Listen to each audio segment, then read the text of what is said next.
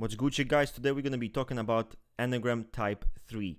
Now, I'm going to outline everything you need to know. Very quick and concise without any of the BS. Also highlighting different subtypes and how to really distinguish them. Easy peasy lemon squeezy. Let's begin. So what really makes Enneagram 3, right? What does vanity mean in this case? It's basically the importance and meaning of status and the way that this Enneagram type tries to achieve that status. Enneagram Type 3 will repress their heart, their emotions, and their morals in order to achieve their goals. So there is a priority of efficiency over feeling. That's a very important part. And that is how they feed vanity, by looking for the most efficient way in order to get that status. The trap of this Enneagram type can lead to an infinite search for an efficient formula or image that constantly gives them the vanity that they seek. Social status, achievements, ambition, power over other people, anything that kind of elevates them above others when it comes to status and self-worth. That's basically how it works. And their mindset is deceit. So that's why you see oftentimes people saying threes are chameleonic, and that is exactly why, because that's the issue with them. It is very deceitful type in many ways. They want to be known for their achievements.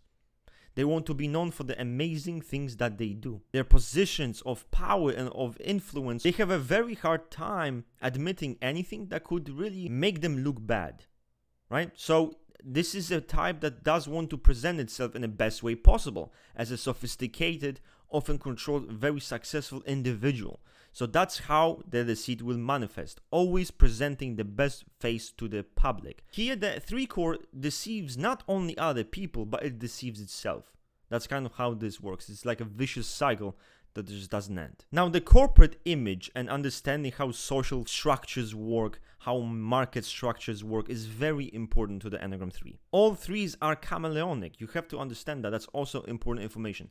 All of them are chameleonic. Social 3, which is kind of known as the very typical 3 core, the very Andrew Tate coded Enneagram type. It is about social status and their role in the social pyramid, in their social hierarchy. That's something that they care deeply about. Also, the most chameleonic and most adaptable of all of the subtypes. They can sneak into structures, they can use certain information to their advantage, put themselves in a better position that elevates their social status, makes them look better. Can have a tendency to manipulate it and fucking cosplay, and LARP it, twist the information in many ways. Again, deceit. They can be traitorous, they can be vindictive, envious. Powerful person to a social 3 can mean different things. A potential friend or a potential threat.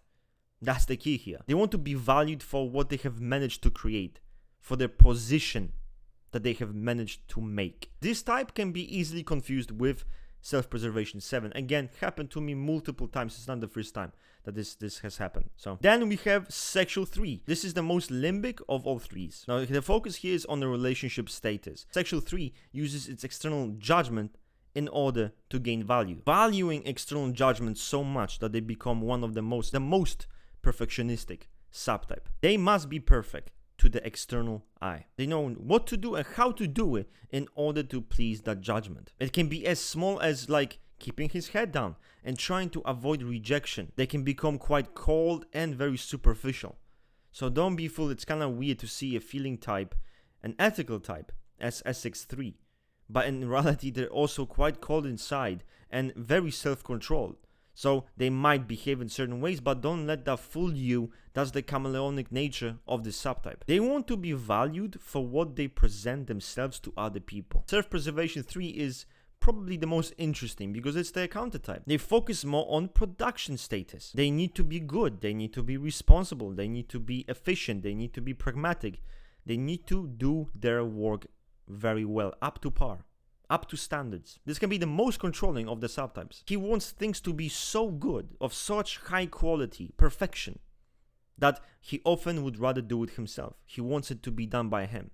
So this subtype almost looks like a 1 core, like SP1. So that's a very common mistype here. They often take up a lot of work, many different responsibilities, many different tasks. And that is also due to a hidden arrogance that makes them believe that they know the perfect formula, how to do things efficiently, how to do them well, better than others even. For all of this to work, they do have to assume a certain image that they present, a more good or more docile, more friendly image and presentation to the external world. But that's also a way to ensure that control over the situation, over the product. As their vanity is their production, their work, they are extremely self-demanding. Mistakes are not allowed. They want to be valued for their work, achievement, their project. What's the quick way to really tell the difference? Like kind of easy, quick way. First, you need to pay attention to the formula they use to achieve their vanity. Is it the production? Is it the project? Or is it the social status, the position that they have? Or maybe is it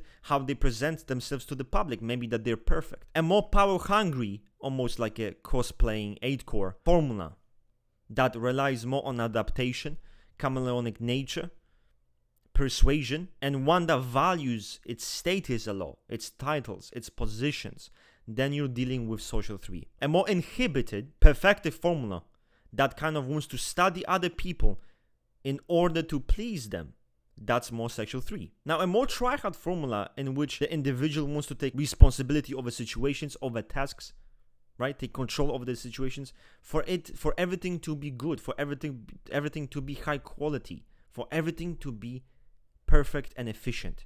You're dealing with self-preservation 3. If you have any questions, obviously, write down below. Ciao, bye, no time wasted.